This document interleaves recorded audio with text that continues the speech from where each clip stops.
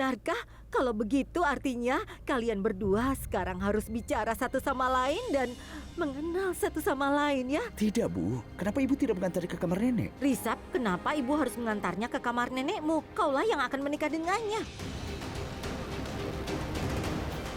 Pertama, kalian harus saling mengenal dan memahami satu sama lain. Ibu merestui kalian. Ibu, aku rasa Ibu sudah salah paham.